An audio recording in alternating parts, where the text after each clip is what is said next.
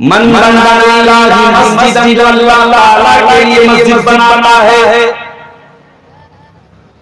जिसकी नीयत में खुलूस होता है, जिसकी नीयत में दिखावा नहीं होता, रियाकारी नहीं होती है, जो अपने किसी ज़ाती मकसद के लिए, अपने स्वार्थ के लिए, अपने किसी खास मकसद के लिए मस्जिद नहीं बनाता है। मन बनाना मस्जिद जो अल्लाह ताला के लिए मस्जिद बनाता है, बनल्लाहु बैतन फिल जन्नह, अल्लाह ताला उसको जन्नत में एक मकान अता फरमाएगा। और जन्नत का मकान कैसा होगा जानते हैं आप? आपके झारखंड में सबसे बड़ा शहर है रांची, और रांची में जाकर के आप पता करिए वहां का सबसे पॉश इलाका, सबसे महंगा इलाका कौन सा है।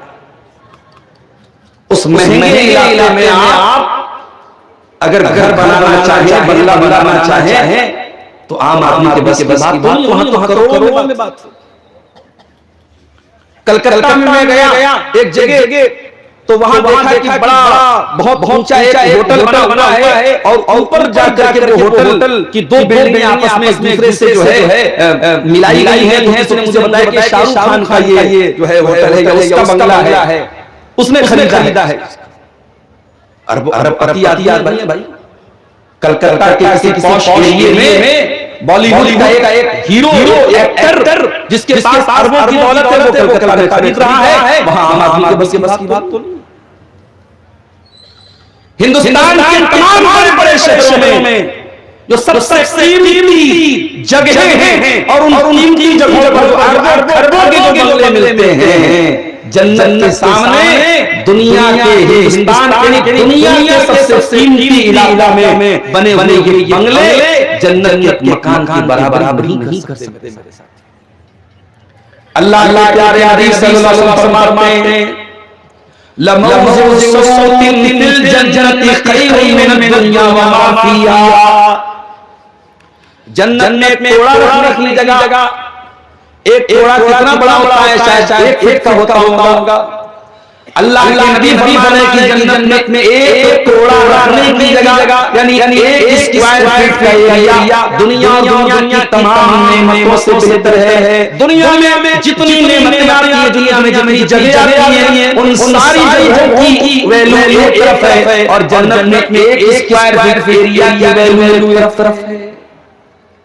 मेरे नौजवानों, अगर मेहनत करना है, अगर स्ट्रगल करना है, अगर संघर्ष करना है, अगर कोशिश करना है, तो जन्नत के लिए कोशिश करें। जानते हो जन्नत में शराब होगी, उस शराब का नाम अल्लाह ने कुरान में बताया, ठीक मख्तूम। जन्नत में शराब होगी जो सील पैक होगी। इसीलिए अल्लाह सफ़र रहमान मुबारक रहमतुल्लाह अलैहि ने किताब लिखी, तो अपनी किताब का नाम कुरान की आयत से उन्होंने लिया, अर्रहीकुल मख्तूम, द सील्ड नेक्टर। ऐसी बेहतरीन शराब जिस पर अल्लाह तबारक व तआला की तरफ से सील लगाई जाए। और जब शराब का लफ्ज़ इस्तेमाल कर रहा हूं, तो आपके ज़हन में दुनिया की वो गंदी शराब ना आ जाए, इसको पीने के बाद माँ और बेटी और बहू और बहन में कोई फर्क बाकी रहता है। जन्नत की शराब दुनिया की शराब की तरफ बहकाने वाली नहीं होगी। उसकी लज्जत के बारे में हम तसव्वुर नहीं कर सकते। अल्लाह ने फरमाया कि जन्नतियों को बेहतरीन शराब पिलाई जाएगी, खितामुहु मिस्कुन, और उसके ऊपर जो मोहर लगाई जाएगी, जो सील लगाई जाएगी, वो मुश्की होगी।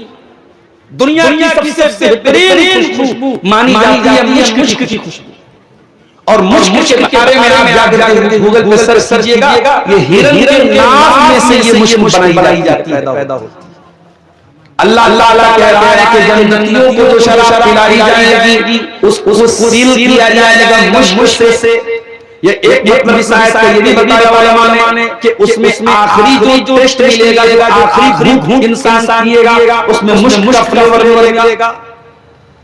मुश्क फ्लेवर उस जन्नती शराब में होगा। और अगला लफ्ज़ इस्तेमाल किया व फी ज़ालिका फलयतनाफसिल मुतनाफिसून। ऐ मेरे बंदो, तुम्हें अगर आपस में मुकाबला करना है, प्रतिस्पर्धा करना है, कंपटीशन करना है, एक दूसरे से आगे निकलने की कोशिश करना है, तो इस जन्नत के लिए कोशिश करो, इस जन्नत के लिए मुकाबला करो, इस जन्नत को तुम हल्के में मत लो।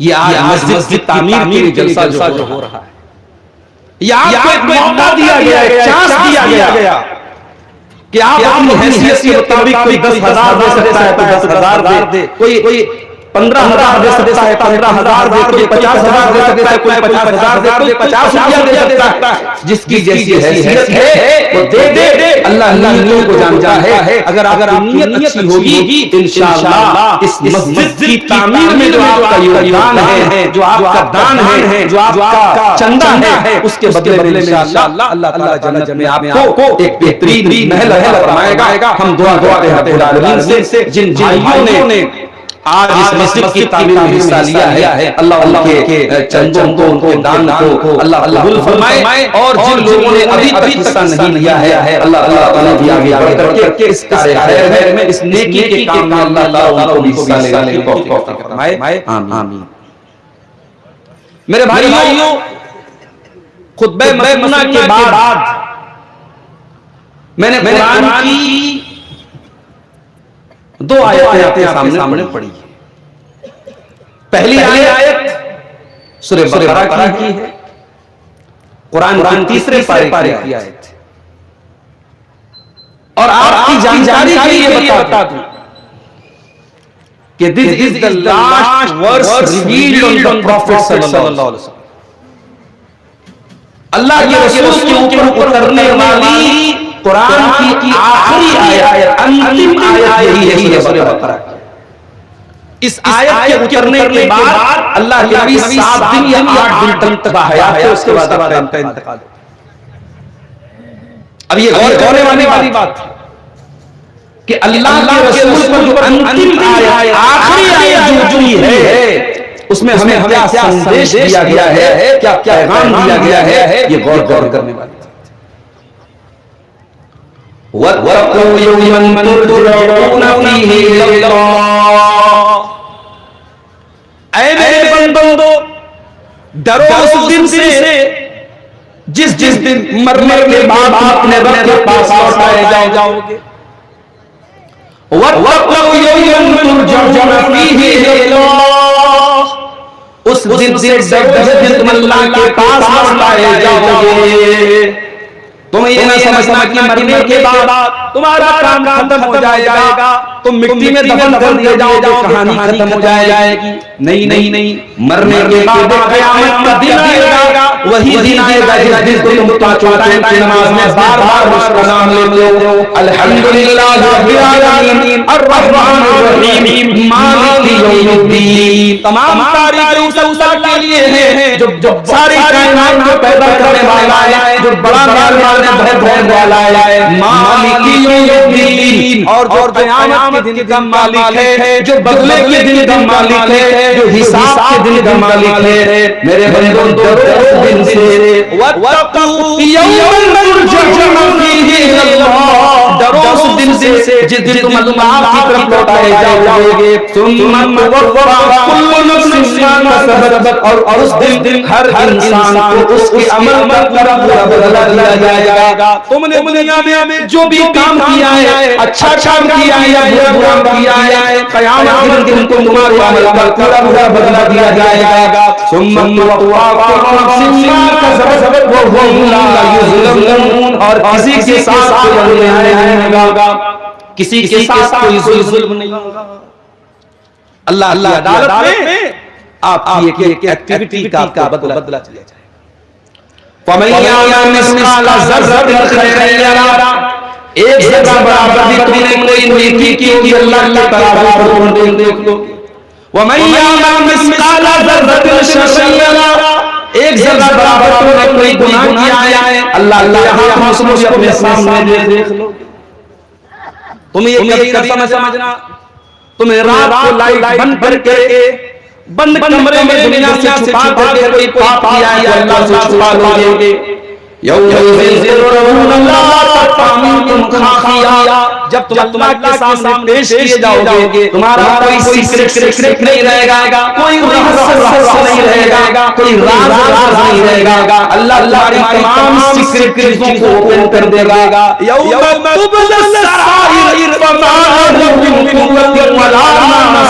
क़यामत के दिन सबके भेद खोल दिए जाएंगे, सबके रहस्य खोल दिए जाएंगे, सबके राज खोल दिए जाएंगे। और क़यामत के दिन को बचाने वाला कोई सपोर्टने वाला नहीं होगा, कोई ताकतवर नहीं होगा, कोई मददगार।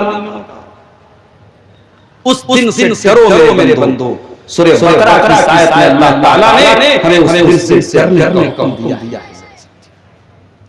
आज दुनिया के हालात देख रहे हैं, प्राकृतिक आपदाएं भी आती रहती हैं, कहीं जमीन फट जाती है।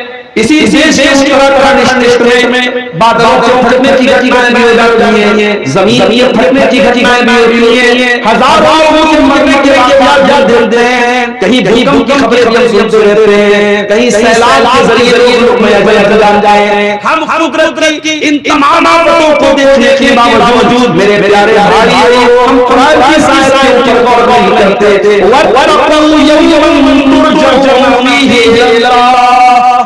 मस्ती में मस्त नौजवानों, ऐ शराब के नशे में धुत नौजवानों, ऐ ज़िनाकारी और बदकारी में मुलव्वस नौजवानों, ऐ नमाज़ छोड़ने वाले नौजवानों, ऐ अल्लाह से दूर भागने वाले नौजवानों, ऐ अल्लाह की नाफरमानी करने वाले मेरे बंदों, वत्तक़ू यौमन तुरजऊना फीही इलल्लाह। डरो उस दिन से जिस दिन तुम अल्लाह के पास जाओगे। तुम दुनिया में कहीं भी चले जाओ, अल्लाह से बच कर नहीं भाग सकते, अल्लाह से भाग नहीं जा सकते। तुम दुनिया के किसी भी कोने में चले जाओ, इन्ना बत्शा रब्बिका लशदीद। अल्लाह की पकड़ बहुत खतरनाक होगी। अल्लाह जब पकड़ेगा तुम्हें भाग कर पूरा रास्ता नहीं मिलेगा। कुरान की आयत अल्लाह के रसूल पर उतरने वाली कुरान की आखिरी आयत, और इस आयत के ऊपर गौर करने के बाद भी अगर हमारे अंदर कोई चेंजिंग नहीं आती है, कोई परिवर्तन नहीं आता है, कोई तब्दीली नहीं आती है, और हम बुराई करते चले जा रहे हैं, तो मेरे साथियों बहुत डेंजरस चीज है, बहुत खतरनाक चीज। दूसरी आयत जो मैंने मुसलमान के बाद पढ़ी, वो सूरह निसा की आयत नंबर 36 पढ़ी मैंने 36 नंबर दिया है। इस आयत को आयतुल हुकूक भी कहा जाता है। इस आयत में अल्लाह ताला ने 10 चीजों के हुकूक बयान किए, और 10 में से अल्लाह ताला ने एक हक अपना बयान किया है, और 9 अल्लाह ताला ने बंदों को बयान किया है। इस पर बहुत गौर से सुन लेना। दुनिया में हमारे जो दायित्व होता है, जो रिस्पांसिबिलिटी होती है, जो जिम्मेदारी होती है, वो 2 प्रकार की होती है। एक का ताल्लुक अल्लाह ताला से होता है, जैसे नमाज पढ़ते हैं, इसका ताल्लुक हुकूकुल्लाह से है। रोजा रखते हैं, इसका ताल्लुक हुकूकुल्लाह से है। ज़कात अगर हम जरी देते हैं, अल्लाह की राह में देते हैं, मगर ये भी हमारे माल में अल्लाह का हक है, ये भी हुकूकुल्लाह में से है। कई लाख खर्च करके इंसान हज करने जाता है, ये हज करने जाता है, ये भी हुकूकुल्लाह में से। अल्लाह ताला ने इस आयत के अंदर अपना हक बयान किया, तो दूसरे एक हक बयान किया।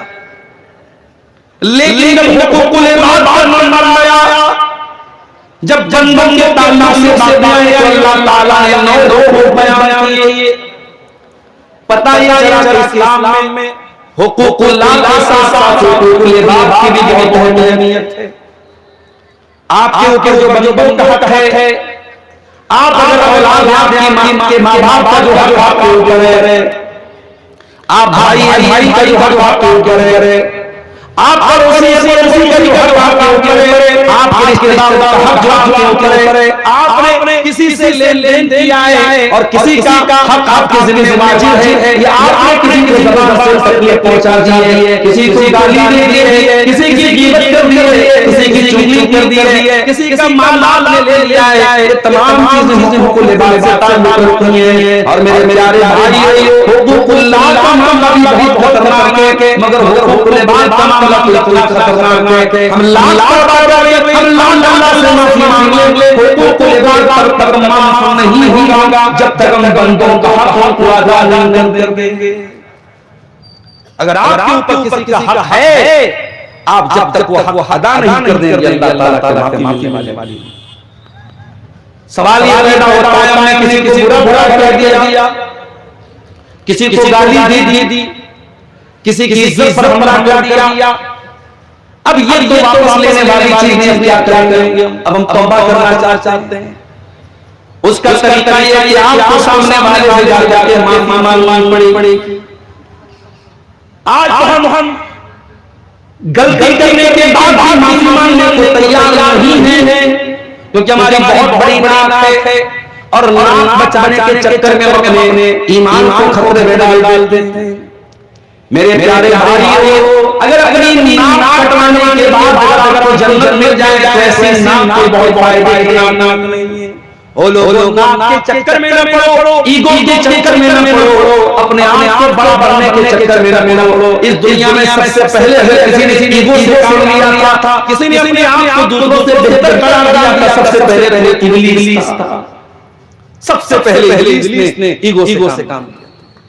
जब अल्लाह ताला ने फरिश्तों से कहा कि आदम को सजदा करो, और इब्लीस भी फरिश्तों के साथ रहता था और इस हुक्म में वो भी शामिल था।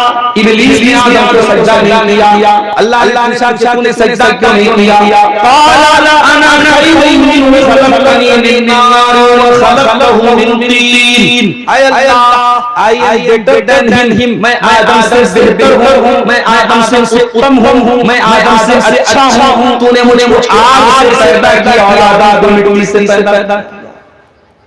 दुनिया में से पहले अल्लाह ताला का हुक्म आने के बाद लॉजिक लगाना, अल्लाह के हुक्म के मुकाबले में लॉजिक लगाना, ये काम अगर किसी ने किया है इब्लीस ने किया है।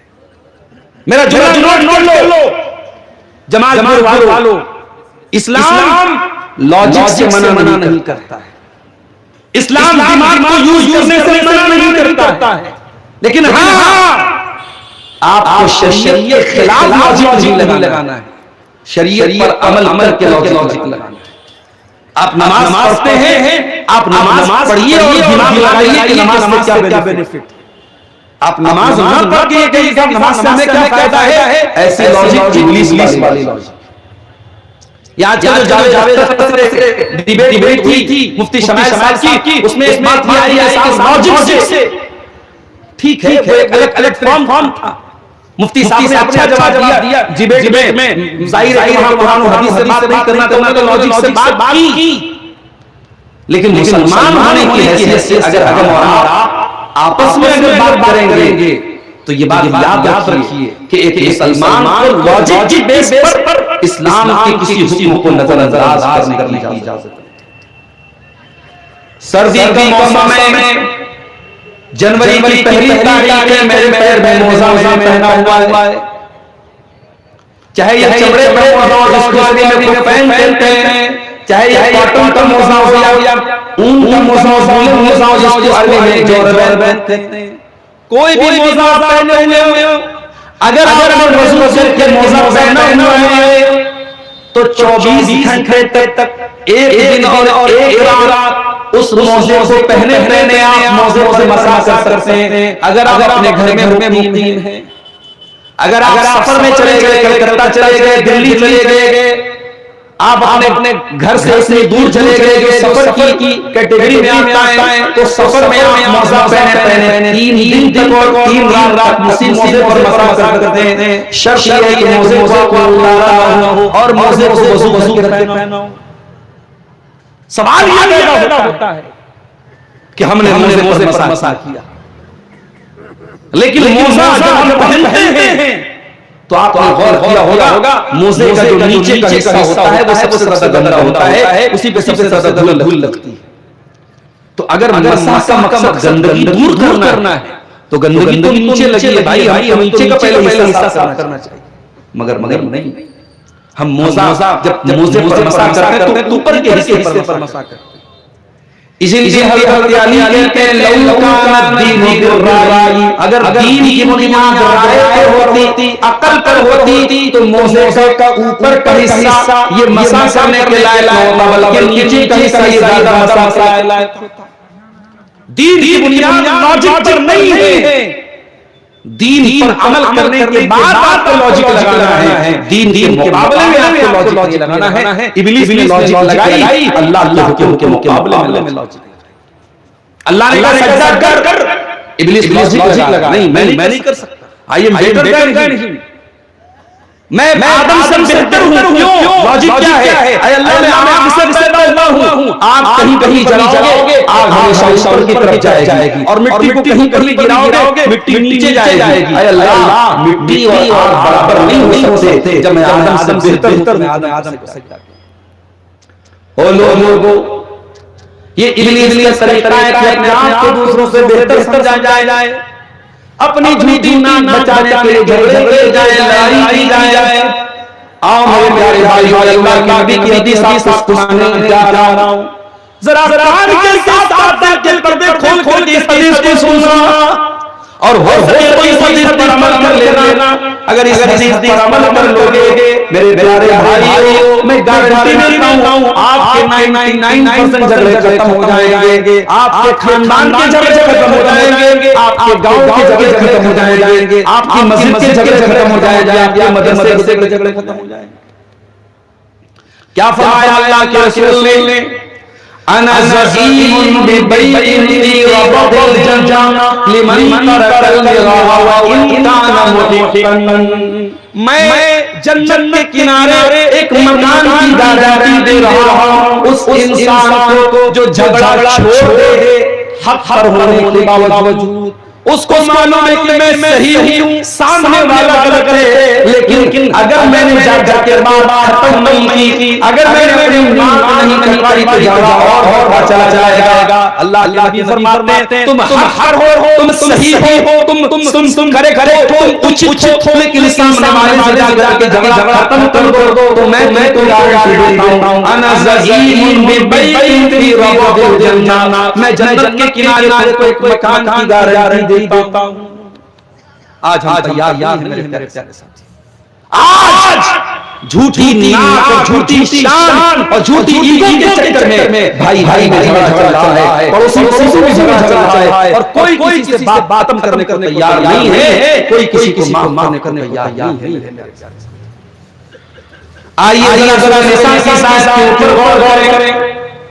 इस आयत में अल्लाह ताला ने हुकूकुल्लाह का भी जिक्र किया, हुकूकुल बाबा भी जिक्र किया। अल्लाह ने अपना हक एक बयान किया और बंदों का हक बयान किया। फरमाया वअबुदुल्लाह वला तुशरिकू बिही शैया, ऐ मेरे बंदो तुम अल्लाह की इबादत करो और अल्लाह की इबादत में तुम किसी और को शरीक मत करो, तुम शिर्क मत करो। और ये नहीं फरमाया तुम शिर्क मत करो, फरमाया वला तुशरिकू बिही शैया, अल्लाह के साथ थोड़ा सा भी तो शिर्क करने की इजाजत नहीं है। आज हिंदुस्तान के एक बड़ी तादाद में हमारे मुसलमान भाई का हाल ये है कि ये जो महीना चल रहा है, इस महीने को उन्होंने नाम दे दिया है आजा गरीब नवाज का नाम, क्योंकि इस महीने की 9 तारीख गालिबन अजमेर के अंदर जो मज़ार कब्र है ख्वाजा मोइनुद्दीन अजमेरी की, उनकी कब्र पर उर्स मनाया जाता है और उनको लक़ब दे दिया गया ख्वाजा गरीब नवाज। हो लोगों तुमने अल्लाह का दर्जा तो औरों को दे दिया, तुमने किसी को गरीब नवाज बना दिया, तुमने किसी को मुश्किल कुशल बना दिया, तुमने किसी को गौसे आज़म बना दिया, तुमको औलाद बनना तुम कहीं चले जाते हो, तुमको दौलत बनना तुम कहीं चले जाते हो, तुमको बीमारी में शफा बनना तुम कहीं चले जाते हो। जब सब तुम्हें अल्लाह को छोड़ के घर से मांगना है तो फिर नमाज़ में अदा क्यों करते हो? इय्याका नअबुदु व इय्याका नस्तईन, ऐ अल्लाह हम तेरी ही इबादत करते हो, तुझी से मदद मांगते। हमारी तौहीद मेरे प्यारे साथियों, आज माफ करना हिंदुस्तान के एक बड़ी तादाद में मुसलमानों ने तौहीद को समझा। इसीलिए तकरीबन 100 साल पहले दिल्ली के करीब पानीपत के रहने वाले शायर ने, जिनका नाम मौलाना अल्ताफ हुसैन हाली था, उन्होंने अपनी शायरी में बड़ा अच्छा किया था। उन्होंने कहा था, करे गर भी पूजा काफिर, कवाकिब में माने करिश्मा काफिर, झुके आग पर बहरे सजदा काफिर, जो ठहराए बेटा खुदा का काफिर, मगर मोमिनों पर पशाबा है परस्तिश करें शौक से जिसकी चाहे, नबी को जो चाहे खुदा पर दिखाएं, इमामों का कुर्बान नबी से बढ़ाएं, मज़ारों पे जा के नज़रें चढ़ाएं, शहीदों से जा के मांगे दुआएं, न तौहीद में फर्क किससे आवे, न इस्लाम बिगड़े न ईमान जाए। हमारा हाल तो ये हो गया मेरे साथ। कुत्ते बिल्ली और बंदर की कब्रें बना के उसकी भी इबादत हो रही है हिंदुस्तान की सरजमीन, भारत की सरजमीन। मेरे बड़े तुम अल्लाह की इबादत करो और अल्लाह के साथ किसी को शरीक मत करो। एक सहाबी अल्लाह के रसूल के पास आए और उन्होंने बात में कहा कि माशाअल्लाह व माशीशा, जो अल्लाह चाहे और जो आप चाहे। हम लोग बोलो कोई अच्छी चीज देखते क्या माशाअल्लाह, माशाअल्लाह का क्या मतलब? जो अल्लाह चाहे। सहाबी ने अल्लाह के साथ रसूल को मिला दिया कि माशाअल्लाह व माशीशा, जो अल्लाह चाहे और जो आप चाहे। अल्लाह के प्यारे नबी बहुत नाराज हुए, आपने गुस्से का इजहार किया और आपने फरमाया माशाअल्लाह वाह, ऐ मेरे सहाबी आज तो बोल दिया है, आइंदा ऐसा जुमला अपनी ज़बान से निकालना। मेरे चाहने से नहीं होता, हमेशा ये कहा करो जो अल्लाह चाहे, अल्लाह के चाहने से कायनात चलती है, मेरे चाहने से कायनात नहीं चलती। जरा सा भी तौहीद में मेरे प्यारे साथियों बाल बराबर भी अगर एक लफ्ज भी ऐसा निकाला गया जो तौहीद के खिलाफ था तो अल्लाह के नबी को भी गवाह। आज से बहुत सारे लोगों के बच्चे कलकत्ता में पढ़ते हैं, कलकत्ता में जॉब करते हैं। बहुत सारे लोगों के बच्चे आसाम में गुवाहाटी में काम करते हैं।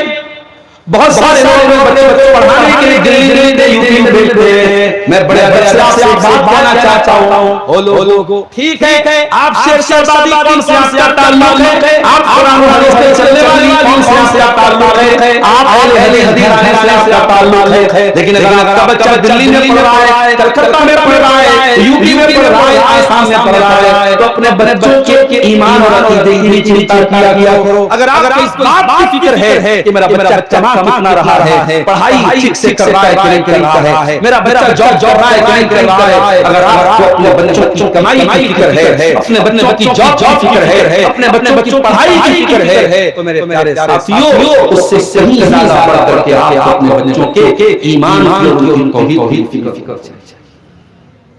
इब्राहिम अलैहिस्सलाम को देखिए, इब्राहिम अलैहिस्सलाम अल्लाह की बारगाह में दुआ करके क्या कहते हैं? वजुलनी व बनिया नाबुदल असनाम, ऐ अल्लाह मुझे भी तू बुत परस्ती से बचा और मेरे बच्चों को, मेरी औलाद को भी बुत परस्ती से बचा। अपने साथ साथ अपनी औलाद की भी चिंता करें कि अल्लाह कहीं ऐसा ना हो कि मैं तो तौहीद ही कायम करूं लेकिन मेरी औलाद भटक जाए, मेरी औलाद का हो जाए। इसलिए मेरे प्यारे साथियों कुरान में जो बात कही है वाल्लाह बिही शैया, तुम अल्लाह की इबादत करो और अल्लाह के साथ किसी को शरीक मत करो। मरदम तक इस आयत को अपने सामने रखना, मरदम तक तौहीद से कोई कॉम्प्रोमाइज नहीं करना, मरदम तक तौहीद कोई समझौता मत करना। इसी झारखंड और बंगाल में हम देखते हैं जब पॉलिटिक्स में लोग जाते हैं तो कहते हैं मौलाना साहब राजनीति में बहुत समझौता करना पड़ता है। कितना समझौता करना पड़ता है, इतना समझौता करना पड़ता है कि शिर्क की कगार पर भी इंसान पहुंच जाता है। ऐसे ऐसे खुशियां मनाता है और ऐसे त्योहारों पर वो खुशी के गीत गाता है, जो त्योहार अल्लाह के साथ जिन त्योहारों पर शिर्क होता है। मेरे प्यारे साथियों, माफ करना, शराब पीना पाप है, ज़िना करना पाप है, लेकिन शिर्क से बड़ा कोई पाप नहीं है। अगर शिर्क के मामले में मुसलमान कॉम्प्रोमाइज कर रहा है तो ये शर्मनाक बात है मेरे प्यारे साथियों। अभी 25 दिसंबर का त्योहार, क्रिसमस का त्योहार, हमारे बहुत सारे मुसलमान अपने आप को सेकुलर दिखाने के लिए और लिबरल दिखाने के लिए सोशल मीडिया पर मैरी क्रिसमस लिख करके जो है डाल रहे हैं। क्यों भाई मेरे ऐसा क्यों कर रहे हैं? जब आप कुरान की दो छोटी सूरतें भी अगर याद होंगी, उनका मतलब याद होगा तो आप मैरी क्रिसमस कभी अपनी ज़बान से नहीं निकालेंगे, क्योंकि मैरी क्रिसमस का मतलब ये हुआ कि आप अल्लाह ताला का बेटा होने की खुशी मना रहे हो और आपका कुरान आपको सिखाता है कुल हुवल्लाहु अहद अल्लाहुस समद लम यलिद वलम यूलद वलम यकुल लहू कुफुवन अहद। ऐ नबी आप फरमा दीजिए अल्लाह एक है, अल्लाह बेनियाज़ है, अल्लाह को किसी के सहारे की जरूरत नहीं है। लम यलिद वलम यूलद, अल्लाह का कोई बेटा नहीं, अल्लाह किसी का बेटा नहीं, वलम यकुल लहू अल्लाह के बराबर भी कोई नहीं है। कभी आपने गौर किया?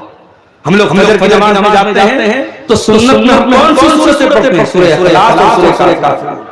ये कुरान की दो छोटी छोटी सूरतें। आप उम्रा करने गए, हज करने गए, तवाफ किया, तवाफ के बाद जो दुआ पढ़ी जाती है वहां पर भी यही दोनों सूरतें पढ़ी जाती हैं। ये कुरान की बड़ी इंपॉर्टेंट सूरतें हैं ईमान और अकीदे के लिहाज से। मेरे प्यारे साथियों, कुल हुवल्लाहु अहद आपको सिखाती है अल्लाह कौन है, अल्लाह क्या है, अल्लाह का तारुफ कराती है सूरह इखलास, और कुल या अय्युहल काफिरून आपको सिखाती है कि ईमान की बात आ जाए, इस्लाम की बात आ जाए तो आपको कोई कॉम्प्रोमाइज नहीं करना है। कुल या अय्युहल काफिरून ला अअबुदु मा तअबुदून वला अंतुम आबिदून मा अअबुदु वला अना आबिदु मा अबदतुम वला अंतुम आबिदून मा अअबुदु लकुम दीनुकुम वलिय दीन। ऐ नबी आप ऐलान कर दीजिए कि ऐ अल्लाह का इनकार करने वालों, ऐ कुफ्र करने वालों, ऐ इनकार करने वालों, मैं उसकी इबादत नहीं कर सकता जिसकी तुम करते हो, और जिसकी इबादत मैं करता हूं तुम नहीं कर सकते।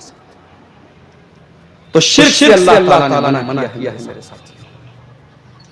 उसके बाद फरमाया वबिल वालिदैनि इहसाना, हुकूकुल्लाह खत्म हो गया, हुकूकुल इबाद शुरू हुआ। वबिल वालिदैनि इहसाना, और ऐ मेरे बंदो, हुकूकुल इबाद में सबसे पहला नंबर तुम्हारे माँ बाप का है। अपने माता पिता के साथ अच्छा सलूक करो, अपने माँ बाप के साथ अच्छा सलूक करो।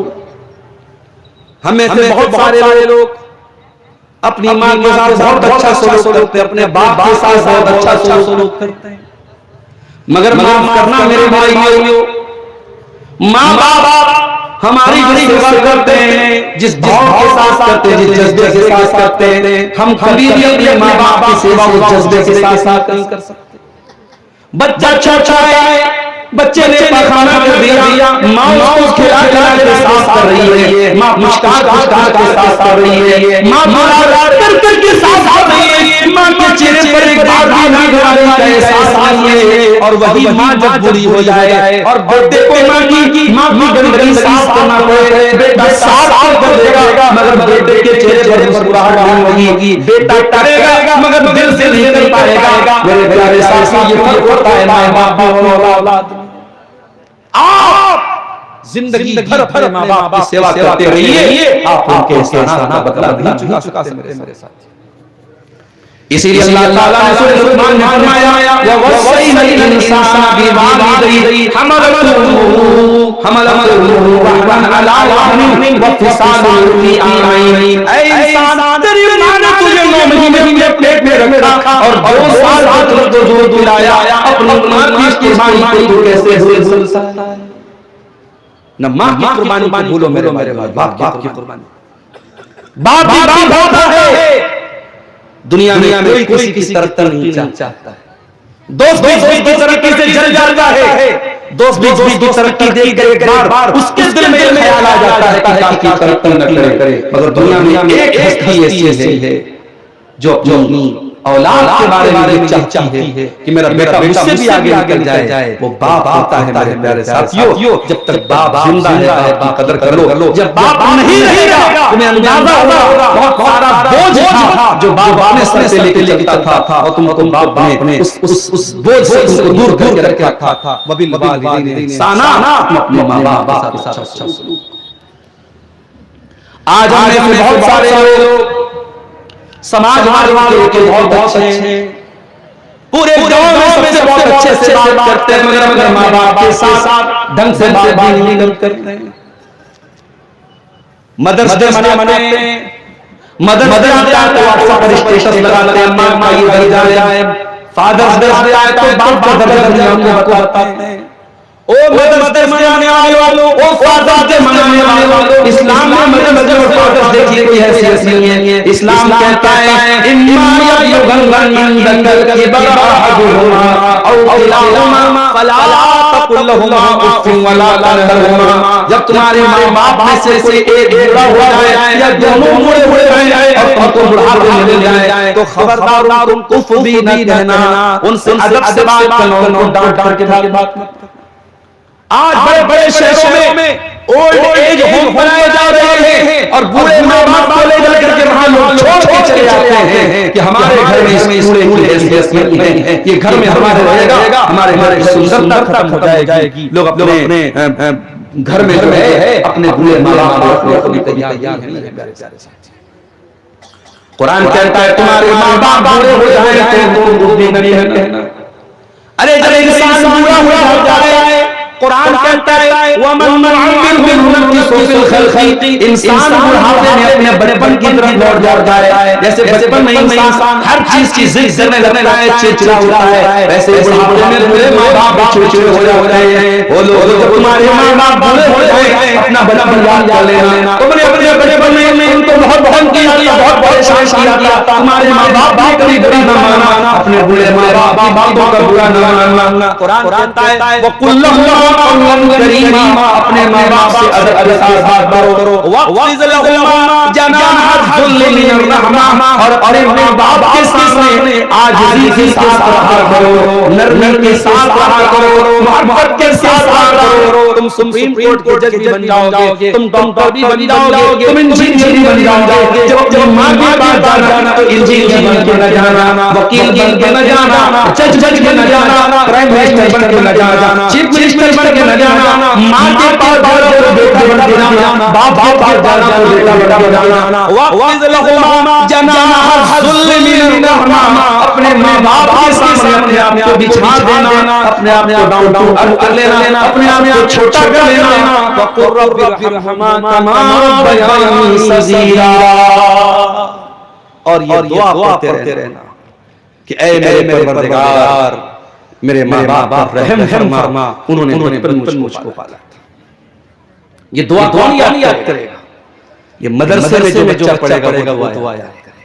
वही मदरसे जिनको चलाने के लिए आपके झारखंड और बंगाल में मौलवियों को दर ठोकर चंदा करना पड़ता है।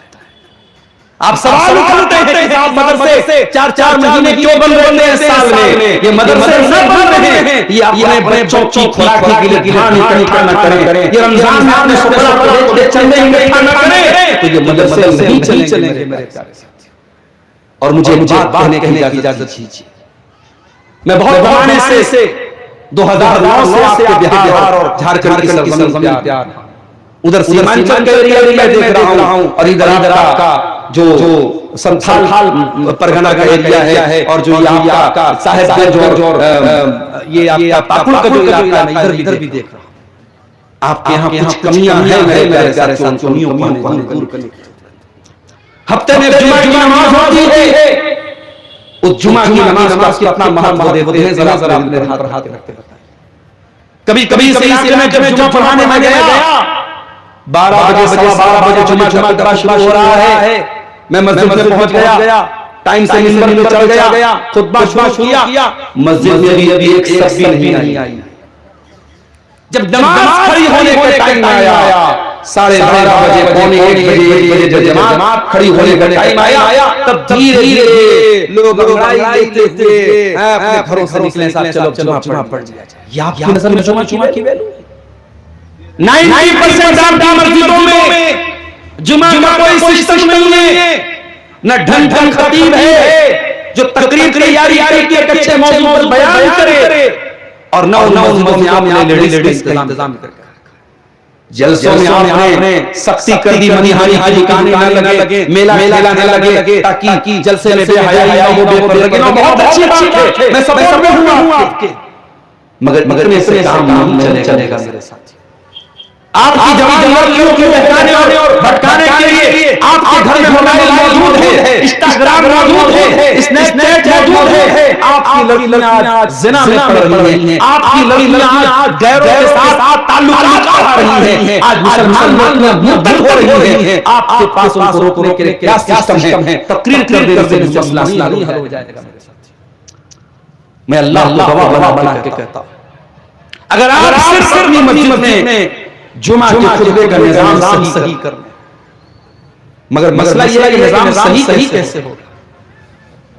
रमजान में तरावी पढ़ने वाला, पढ़ाने वाला इमाम आता है, हमारी जेब से बड़ी मुश्किल से 10,000 रुपया निकलता है, और 10,000 रुपया देकर के हम क्या तवक्को करते हैं कि इमाम हरम से रहमान सुरैस की तिलावत सुनने, 10,000 में इमाम हरम मिलेगा? है मजाक के रखा। आपके अपने घर खर्चे आप देखिए, और मस्जिद के इमाम को 5,000-6,000 तनख्वाह देते हैं, और आप उससे ये तवक्को रखते हैं कि बेचारा पूरी तैयारी करके मेहनत करके वो जुमा के बाद दर्स दे। आपको मेरे प्यारे साथियों, अगर क्वालिटी चाहिए तो आपको क्वालिटी स्पेंड करनी पड़ेगी, आपको इन्वेस्ट करना पड़ेगा। आप अपने बच्चों को अच्छी पढ़ाई के लिए महंगी फीस दे करके आज कॉन्वेंट स्कूलों में डालते हैं। अगर अपनी मस्जिदों का निजाम बेहतर बनाना है, अच्छे बनाना पड़ेगा, उनकी सैलरी आपको उठानी पड़ेगी, और आप जब जुमा का निजाम अच्छा बनाएंगे, उन मस्जिदों में और का इंतजाम करेंगे, हजारों जलसों पर भारी आपके साल के ये 48 जुमा के हो जाएंगे। साल के 48 से 50 जुमा के होते हैं मेरे प्यारे साथियों। अगर ढंग से ये खुतबे आप सुन लेंगे और आपके घर की औरतें ये सुन लेंगी तो बहुत सारे मसले हल हो सकते। तो ये जो दुआ अल्लाह ने सिखाई, रब्बी रहमहुमा कमा रब्बयानी सगीरा, ऐ अल्लाह मेरे माँ बाप पर रहम फरमा, उन्होंने बचपन मुझको पाला है। ये दुआ कौन पढ़ेगा? जो मदरसे से पढ़ा हुआ होगा, जिसने कुरान पढ़ा होगा, जिसने हदीस पढ़ी होगी। हाँ, जो मदरसे से पढ़ा हुआ है वो बहुत करेगा, आपकी तरफ से मस्जिदों में दान दे देगा, मदरसों में दान दे देगा, मगर कोई काबिल नहीं मिलेगा कि जनाजे की नमाज पढ़ी जाए, बाबा जनाजा ढंग से पढ़ सके। ओ लोगों, अगर आप तो कम से कम एक बेटे को तो ऐसा बना दो कि आपका बेटा खड़ा होकर के आपकी जनाजे की नमाज पढ़ा सके।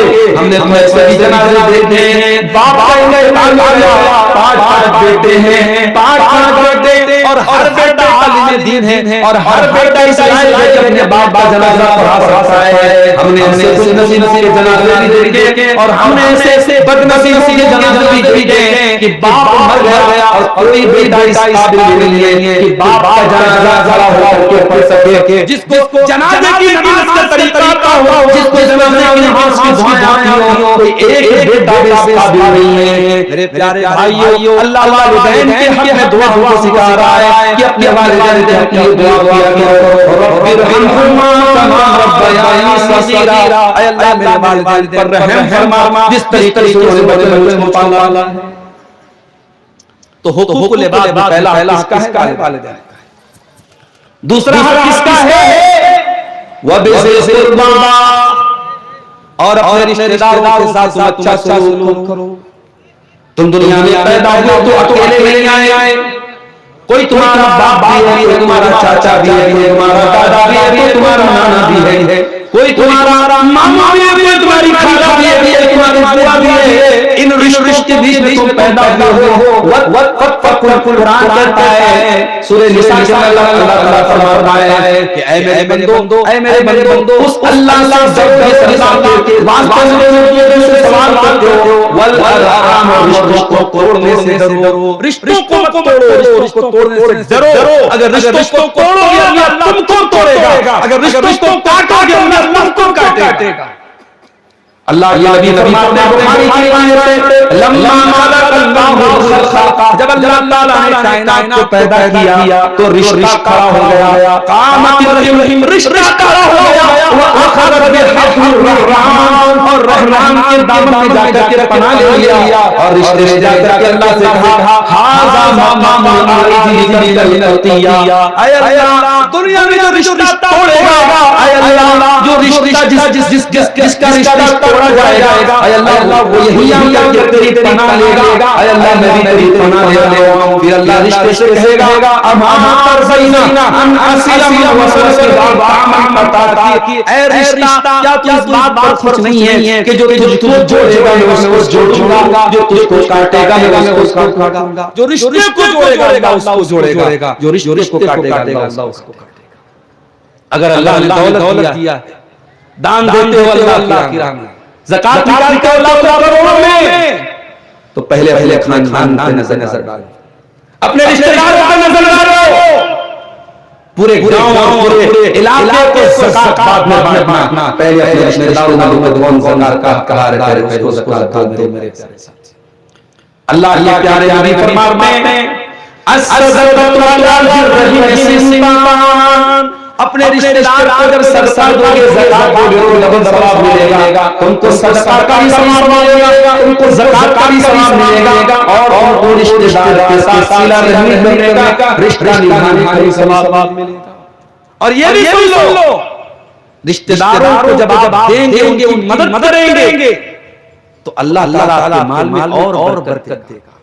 अल्लाह के प्यारे नबी सल्लल्लाहु अलैहि वसल्लम ने फरमाया मन अहब्बा अन युसालहु फी असरी, जो चाहता है कि उसकी उम्र में अल्लाह ताला बरकत दे दे, व युसलहु फी रिज़्क़ी, और रोज़ी में अल्लाह ताला बरकत दे, फल यसिर रहीमा, तो वो अपने रिश्तेदारों के साथ अच्छा सलूक करे, अपने रिश्तेदारों के साथ सिला रहमी करे। आज नजर उठा के देख लो अपने गांव में भाई बोल चाल बंद है, चाचा भतीजे में बोल चाल है, बहन से भाई नहीं कर रहा है, माँ से बेटा बाप नहीं कर रहा है, बातचीत बंद है, रिश्ता बंद है, और दोनों माशाअल्लाह कुरान और हदीस से चलने वाले, और रिश्ते को तोड़ने वालों, वो अपनी माँ से रिश्ता तोड़ने वालों, अपनी बहन से रिश्ता तोड़ने वालों, अपने भाई से रिश्ता तोड़ने वालों, क्या अल्लाह के नबी की हदीस नहीं है? आपने फरमाया ला यहिल्लु लिमुस्लिमिन अन यहजुरा अखाहु फौका सलास, किसी मुसलमान के लिए जायज नहीं है कि वो अपने मुसलमान भाई से 3 दिन से ज्यादा ताल्लुक तोड़ के रखे। सहाबे किराम को देखो मेरे साथ, सहाबे किराम के बीच में कभी आपस में नाचाकी हुई है, मगर जब उनके सामने कुरान की आयतें रखी जाती थी, रसूल की हदीसें पेश की जाती थी, तो सहाबे किराम वजू कर लेते थे। हजरत आयशा की बड़ी बहन देखो, उनकी बड़ी बहन का नाम अस्मा था। अस्मा की शादी ज़ुबैर से है, और ज़ुबैर अल्लाह के नबी की बेटे हैं। ज़ुबैर अल्लाह के सासू बन जाते हैं, साड़ू समझते हैं ना, साड़ू बोलते हैं। हजरत ज़ुबैर अल्लाह के नबी की साड़ू बन जाते हैं, ऐसे अस्मा की शादी होती है। जब अल्लाह के प्यारे नबी मदीना हिजरत करते हैं और सहाबे किराम मदीना जाने लगते हैं, तो उस सफर में सबसे पहली धीरे जो मुहाजिरीन की होती है, जो सबसे पहला बच्चा पैदा होता है वो हजरत अस्मा के यहाँ बच्चा पैदा होता है, और उस बच्चे को दुनिया अब्दुल्लाह बिन ज़ुबैर के नाम से जानती है। ये बच्चा हजरत ज़ुबैर का बेटा है, हजरत अस्मा का बेटा है, और हजरत आयशा का भांजा है। इस बच्चे को दुनिया अब्दुल्लाह बिन ज़ुबैर के नाम से जानती है। अब्दुल्लाह बिन ज़ुबैर अल्लाह के नबी के सहाबी थे, और हजरत आयशा के भांजे थे, बहुत उनका मकाम है, बड़े ऊंचे दर्जे के सहाबी अब्दुल्लाह बिन ज़ुबैर। हजरत आयशा की आदत थी, उनके बाद जो भी माल आता था अल्लाह की राह में वो दान कर देती थी, सदका कर देती थी। एक बहुत कीमती ज़मीन थी, हजरत आयशा ने गरीब दे दिया।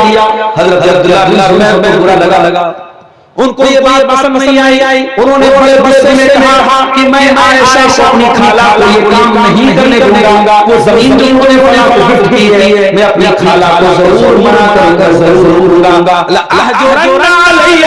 मैं अपनी खाला को ये जमीन वक्फ करने नहीं दूंगा, मैं ये जमीन को हिबा करने नहीं दूंगा। वो जमीन बड़ी कीमती है, वो किसी गरीब को देना चाहती थी। अब्दुल्लाह बिन जुबैर को ये फैसला पसंद नहीं आया और उन्होंने बड़े गुस्से में कहा कि मैं अपनी खाला को कोई काम नहीं करने दूंगा। खाला खाला खाला खाला खाला के बारे में हाँ माशाअल्लाह, खाला माँ के बराबर होती है। हजरत आयशा रज़ियल्लाहु ताला अन्हा अपने भांजे की बात पर नाराज हो गई और बड़े गुस्से में उन्होंने कहा वल्लाहि ला उकल्लिमन्ना इब्न ज़ुबैर, अल्लाह की कसम मैं आज के बाद बात नहीं करूंगी, इब्न ज़ुबैर से मैं बातचीत नहीं रखूंगी, उससे ताल्लुक नहीं रखूंगी। हजरत आयशा ने कसम खा ली। अब आज का दौर होता और कोई खाला किसी भांजे से नाराज हो जाती तो भांजे को क्या फर्क पड़ता है? भांजा कहता कि जाओ, अगर तुम मुझसे नाराज हो तो तुम जाओ, हमें क्या मतलब है। मगर ये सहाबा थे मेरे प्यारे साथी। अब्दुल्लाह बिन जुबैर का एहसास हुआ ठीक है मेरे खाला का कोई फैसला मुझको पसंद नहीं था, मगर मुझे गुस्से में ऐसा नहीं बोलना चाहिए था। गलती मेरी है, खता मेरी है, मुझको जाकर के माफी मांगनी चाहिए। अब्दुल्लाह बिन जुबैर अपनी खाला के पास आते हैं, अरे खाला जान आप तो मेरी खाला है, आप तो मेरी मां के बराबर हैं, आप तो पूरी उम्मत की मां है। अरे खाला जान अपने भांजे को माफ कर दीजिए। हजरत आयशा ने कहा मैं माफ कर सकती, हजरत आयशा माफ करने को तैयार नहीं। अब्दुल्लाह बिन जुबैर ने दिमाग लगाया, कहा कि ये तरीका है, ये अकेले मेरे बस का काम नहीं है। उन्होंने दो सहाबी को पकड़ा। ये दो सहाबी जो थे इनका ताल्लुक बनु नज्जार से था, जो अल्लाह के प्यारे रसूल के ननिहाल का कबीला था। और अब्दुल्लाह बिन जुबैर जानते थे कि अल्लाह के नबी हजरत मोहम्मद रसूलुल्लाह सल्लल्लाहु अलैहि वसल्लम से जैसे हजरत आयशा मोहब्बत करती थी, वैसे ही अल्लाह के नबी के रिश्तेदार से बहुत मोहब्बत करती थी। अब्दुल्लाह बिन जुबैर ने दो सहाबी से कहा कि आप लोगों को मेरा ये मसला हल करा देना है, चल के मेरी खाला को मना देना है। ये तीनों लोग हजरत आयशा के घर पहुंचे और इन्होंने दरवाजा खटखटाया। उस जमाने में तरीका क्या था? दरवाजा खटखटाते सलाम करते थे। इन्होंने सलाम किया, अस्सलाम वालेकुम व रहमतुल्लाह। हजरत आयशा ने जवाब दिया, इन्होंने कहा नदखुल, क्या हम अंदर आ सकते हैं? हजरत आयशा ने ठीक है अंदर आ जाओ। जब ये तीनों अंदर गए तो अंदर पर्दा लगा हुआ था, अंदर पर्दा लगा था और पर्दे के उस पार हजरत आयशा थी और इस पार ये तीनों लोग थे। ओ पर्दे का मकाने वालों, ओ पर्दे को पुराने दौर की याद आने वालों, ओ मेरी प्यारी माँ बहनों जो कहती हो कि पर्दा करना तो आज के दौर में ये बड़े बड़े जमाने की अलामत है और असल तो पर्दा दिल पर्दा होता है। मैं आज से सवाल करता हूं, क्या हजरत आयशा से ज्यादा साफ का दिल है?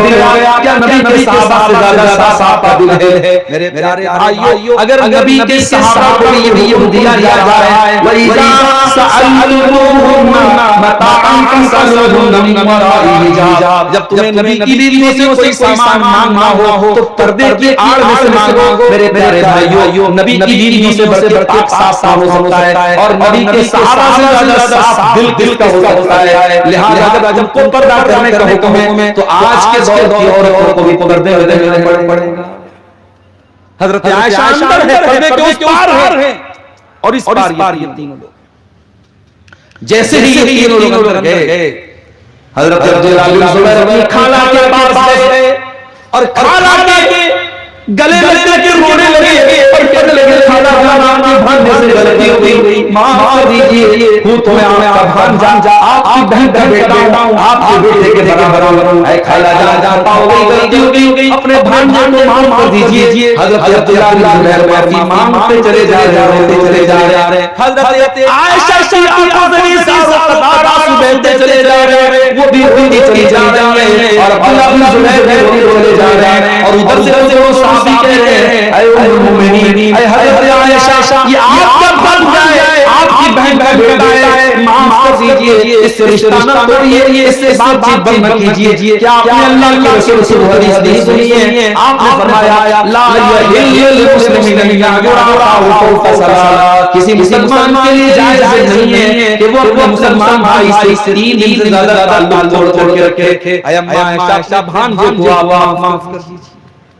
अब जो वो इमोशनल माहौल बन गया, अब्दुल्लाह बिन जुबैर भी रोते चले जा रहे हैं और आयशा भी चली जा रही हैं और आखिर उन्होंने अपने भांजे को माफ किया। और इस्लाम में कसम से जो कफारा है, एक गुलाम को आजाद करना है, मगर हजरत आयशा ने 40 गुलामों को आजाद किया। और जब इस बात को हजरत आयशा याद करती थी, रोने लगती थी और उनके इतना आंसू बहता था कि दुपट्टे से आंसू साफ करती थी।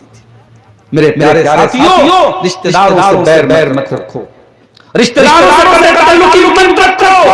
अगर कोई ऊंच नीच हो गई है तो बात तुम करो और कभी भी रिश्तेदारों के साथ ये सोच करके भलाई करो कि वो गए तो हम करेंगे, बदला मत चुकाओ। तुमसे जो होता है लोगों के सुख दुख में काम आओ, लोगों की मुसीबतों में काम आओ और आप पता करो कि आप कौन रिश्तेदार कहां पे रहते हैं। वो बोले बात बहुत बड़ा हाल मेरे प्यारे साथियों, आपके रिश्तेदारों का भी है।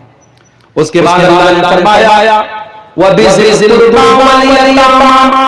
और यतीमों के साथ भी तुम्हें अच्छा सलूक करना है। यतीम किसको कहते हैं? जिस बच्चे का बाप दुनिया से चला गया हो, जो बच्चा अनाथ और यतीम हो, जो बच्चा बगैर बाप हो, जिसका बाप दुनिया में जा चुका हो, उस बच्चे को अनाथ कहते हैं। और मेरे प्यारे भाइयों, उस यतीम बच्चे को फुटबॉल की तरह से खेला करते हैं, उसके जज्बात खेले देखते ही उसको थप्पड़ मार देता है, क्योंकि उसको बचाने वाला कोई बाप नहीं है। कोई बच्चा अगर गरीब है दुनिया में कोई उसका सहारा नहीं होता है, और जिसका कोई सहारा नहीं होता है उसका मेरा सहारा है। और अल्लाह ने यतीम का सहारा बन करके अल्लाह ने यतीमों का भी बयान किया। फरमाया यतीमों के साथ तुम अच्छा सलूक करो। अल्लाह रसूल फरमाते हैं अना व काफिल यतीम का हाक़, मैं और यतीम को पालने वाला, यतीम की परवरिश करने वाला जन्नत में ऐसे रहेंगे जैसे आप अपनी दोनों उंगलियों से इशारा करके फरमाया, जैसे ये उंगलियां एक दूसरे से मिली हुई हैं, जन्नत में मैं यतीम का पालने वाला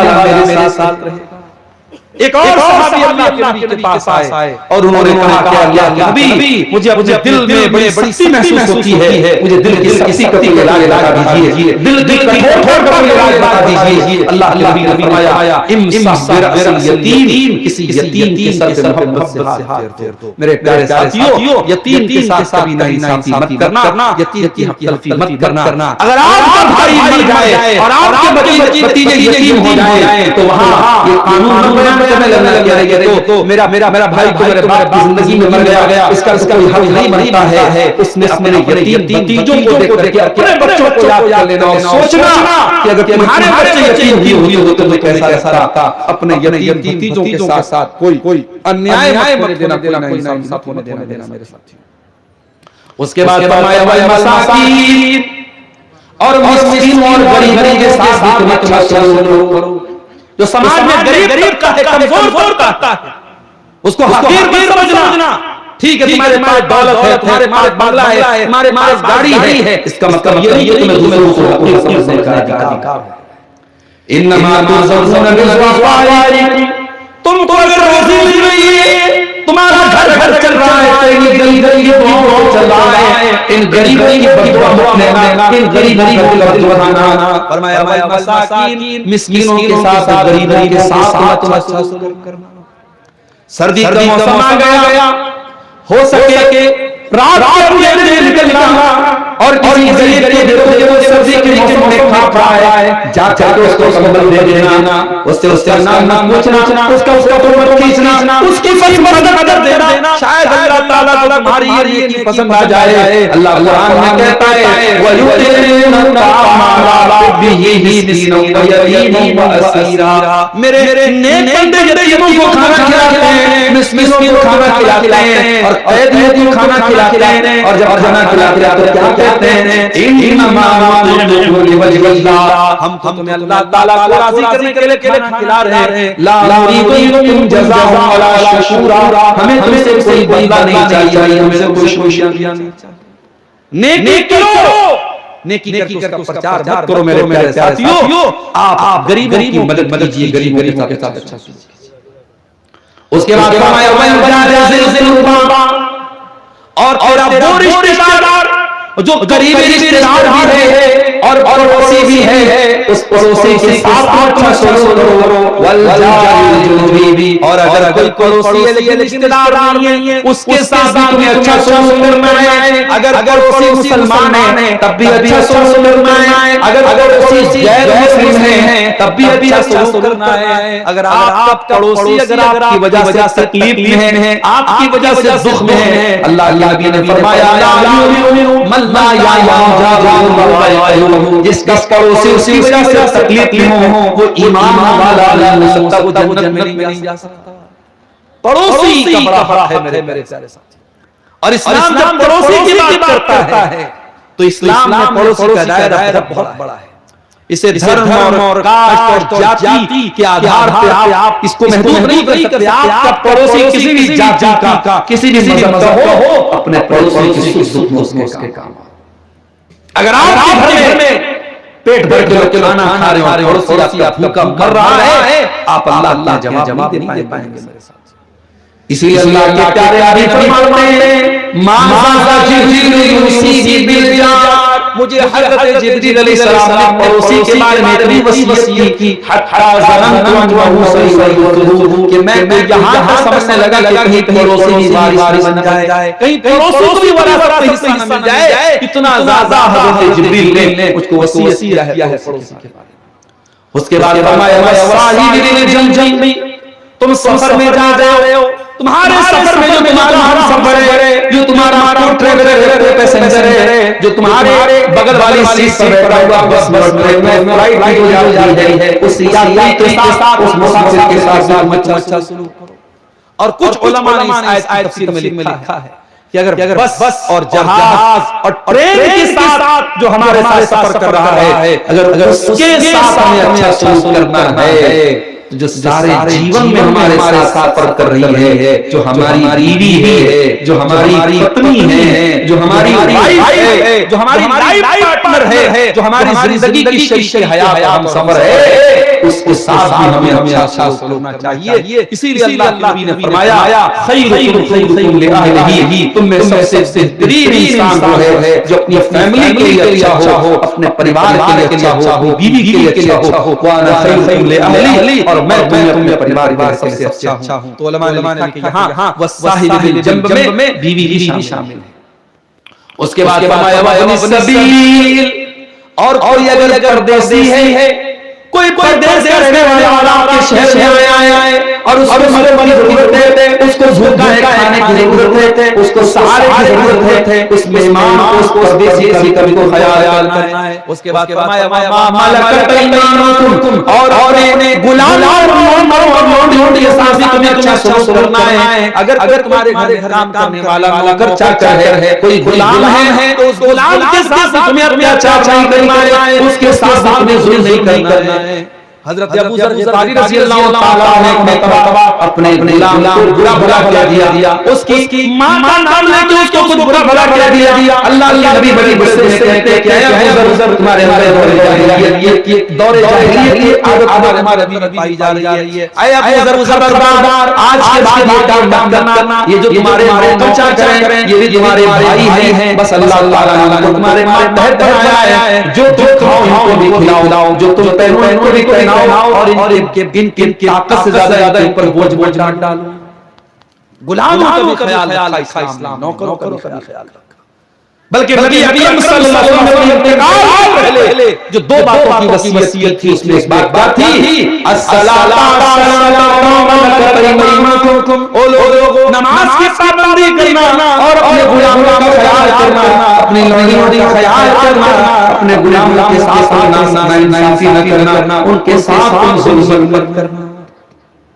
एक सहाबी अल्लाह के नबी के पास आए, कहा अल्लाह के रसूल मेरे गुलाम हैं, मेरी नाफरमानी करते हैं, मेरे साथ बदतमीजी करते हैं, मैं उनको सजा देता हूं, कभी मार भी देता हूं, कभी गाली दे देता हूं। अल्लाह के नबी, क्या अपने गुलामों को मारने पीटने पर मुझे क़यामत के दिन सजा मिलेगी? आपने फरमाया कि अगर तुम्हारे गुलाम जो तुम्हारी नाफरमानी करते हैं, जो तुम्हारे साथ बदतमीजी करते हैं, क़यामत के दिन उसको भी तौला जाएगा और तुम जो सजा देते हो उसको भी तौला जाएगा।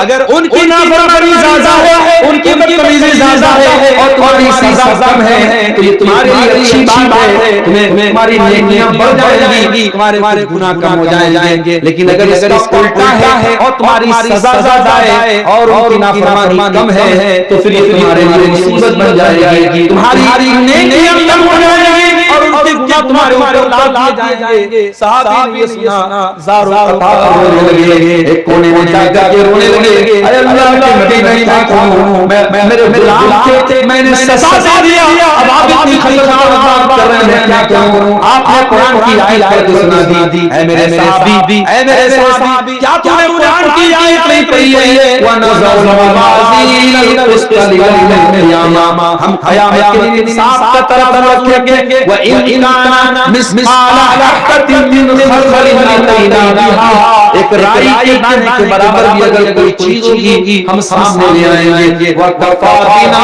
हासिबीन, और हिसाब लेने के लिए हम काफी हैं। ऐ मेरे सहाबी, तेरी नेकियों को तौला जाएगा, तेरे गुनाहों को तौला जाएगा, और तूने अपने गुलामों को ज्यादा सजा दी है तो तुझे उसको भुगतना पड़ेगा। सहाबी ने कहा, अल्लाह के नबी, मैं इतना बड़ा मोल नहीं ले सकता, मैं इतना बड़ा रिस्क मोल नहीं ले सकता।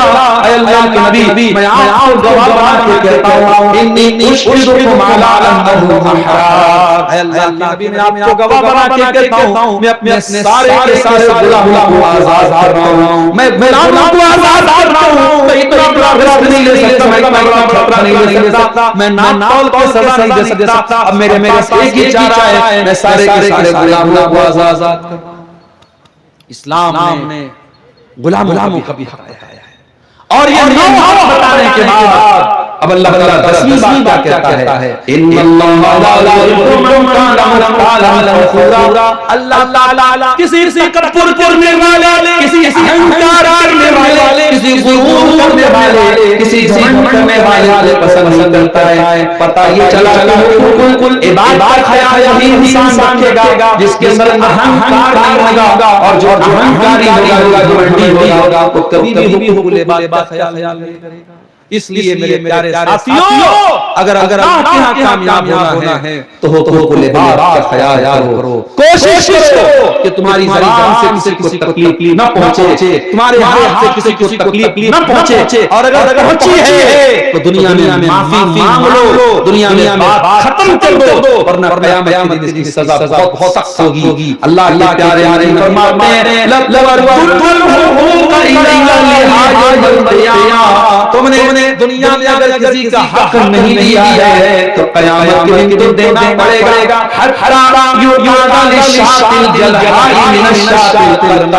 यहाँ अगर सींग वाली बकरी ने बगैर सींग वाली बकरी को मारा होगा तो उससे भी क़िसास लिया जाएगा।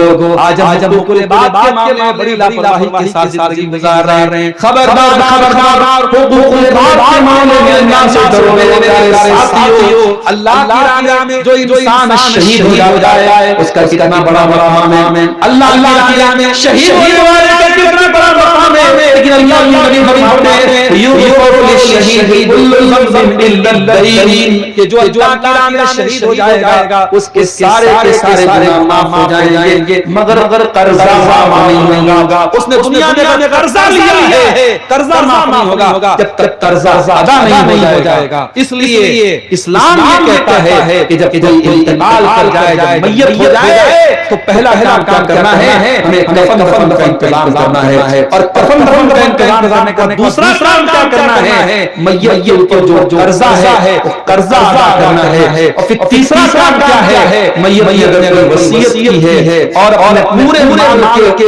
1/3 हिस्से के अंदर की है, उस वसीयत पर अमल किया जाएगा। और चौथा काम क्या करना है, मैयत को वारिसों में बांटा जाएगा। आज मैयत होती है तो वरासत तो बढ़ती है, लेकिन कर्जा वो देने के लिए कोई तैयार नहीं है। अल्लाह नबी ने कर्जे को भी हुकुल इबादत से माना है। मेरे प्यारे साथियों, तो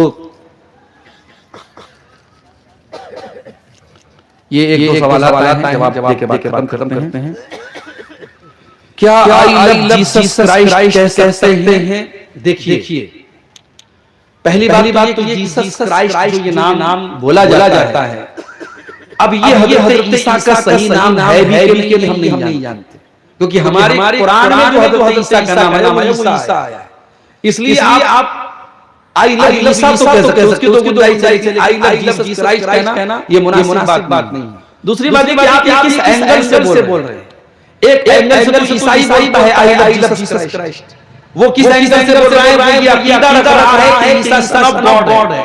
इस एंगल से अगर हम बोलते तो ये शिर्क हो जाएगा। लेकिन अगर आप अल्लाह का रसूल मानते हैं, हज़रत ईसा अलैहिस्सलाम को अल्लाह का बंदा मानते हैं, अल्लाह के हुक्म से वो पैदा हुए और हम मानते हैं, तो इस लिहाज से ये कहा जा सकता है, इसमें कोई हरज की बात नहीं है। लेकिन क्रिसमस के मौके पर ये सब कहना एक तरीके से उस त्योहार में शिरकत है, ये बात मुनासिब नहीं है। कब्रिस्तान में जाकर सूरह यासीन तिलावत करना कैसा है? मैं समझता हूं इस इलाके के बड़े सीनियर उलमा, बड़े मुहतरम उलमा, हमारी जमात के बड़े मुवक्किर उलमा यहां मौजूदगी में मुझे ज़ेब नहीं देता कि मैं सवालों का जवाब दूं, फिर भी मैं जुरत रहा हूं, जसारत कर रहा हूं। ये जो सवाल पूछा गया कि कब्रिस्तान में जाकर यासीन की तिलावत करना कैसा है, तो ये बिल्कुल गलत है और कब्रिस्तान तिलावत की जगह ही नहीं है। कब्रिस्तान में आप जाकर के मय्यत को दफनाएंगे और दफन करने के बाद जो खड़े होकर उसके लिए दुआ करना है आप कर सकते हैं। या कभी आप मां की कब्र पे गए, बाप की कब्र पे गए, वहां जाकर आप मग़फ़िरत की दुआ कर सकते हैं। लेकिन वहां कुरान की तिलावत बिल्कुल इसका कोई सबूत नहीं है। बल्कि एक बहुत मशहूर रिवायत है कि अपने मुर्दों के ऊपर सूरह यासीन पढ़ो, यानी जिसका की मौत टाइम करीब है उसके पास जाकर सूरह यासीन पढ़ो। वो रिवायत भी सही है। तो इसलिए जो इंसान बिल्कुल मर जिसकी मौत का टाइम आए उसके पास भी सूरह यासीन जाकर पढ़ा जाता है, सही नहीं है। हां वहां ला इलाहा इल्लल्लाह की तलकीन कीजिए, बार-बार ला इलाहा इल्लल्लाह पढ़िए, ताकि मरने वाला दुनिया से जाए तो आखिरी कलमा वो ला इलाहा इल्लल्लाह कहकर जाए। तो ये चीज सही है, इसका सबूत है। बाकी सूरह यासीन वहां पे नहीं है। क्या ऐसे इमाम के पीछे नमाज पढ़ सकते हैं जो इमाम गरीब नमाज को मानते हैं? देखिए, मानने का मतलब ये है कि अगर वो वाकई में उस इमाम के बारे में कंफर्म मालूम है कि कोई शिया अकीदा रखता है या शिया अमल करता है, तो ऐसे इमाम के पीछे हम नमाज नहीं पढ़ेंगे। लेकिन अगर हम रास्ते में जा रहे हैं, यहाँ से हम पाकुड़ जा रहे हैं, फरक्का जा रहे हैं, मालदा जा रहे हैं, नमाज का टाइम हुआ, रास्ते में एक मस्जिद मिली और उस मस्जिद के इमाम के अकीदे के बारे में नॉलेज नहीं है कि उस इमाम का अकीदा इस तरीके का है कि नहीं है, लेकिन नमाज का टाइम है तो हम वहां पे नमाज पढ़ सकते हैं। लेकिन जिस इमाम के बारे में कंफर्म मालूम है वो शिया अकीदा रखता है, उस इमाम के पीछे आपकी नमाज नहीं है। और जहां आपको मालूम है कि सही कुरान और हदीस पे चलने वाले इमाम की इमामत में नमाज हो सकती है और वहां पे वो मस्जिद मौजूद है, तो आप उसी मस्जिद में नमाज पढ़िए। हां, जहां मजबूरी है, रास्ते में आप कहीं हैं वहां पढ़ सकते हैं, लेकिन वहां पर भी अगर ये जैसे आप किसी मस्जिद में गए वहां कब्र मौजूद है तो ये बिल्कुल आप वहां पे नमाज पढ़ेंगे। या किसी इमाम के बारे में आपको मालूम है कि अमल करता है तो उस इमाम के पीछे भी आप नमाज नहीं पढ़ेंगे। ठीक है, तो अल्लाह ताला दुआ करते हैं हम सबको हुकूकुल इबाद के मामले में तात रहने की तौफीक अता फरमाए। अल्लाह ताला हमें अपने जरिए से हमने जो भी किसी को तकलीफ पहुंचाई है ज़बान और हाथ से, अल्लाह ताला माफ फरमाए और जिंदगी में हमें लोगों से मांगने की तौफीक अता फरमाए। अल्लाह ताला हमें ईमान और अमल वाली जिंदगी की तौफीक अता फरमाए। जब तक दुनिया में जिंदा रहें, इस्लाम पर जिंदा रहें और हमारा ईमान। आमीन। व आखिर दावाना अल्हम्दुलिल्लाहि रब्बिल आलमीन। अस्सलामु अलैकुम।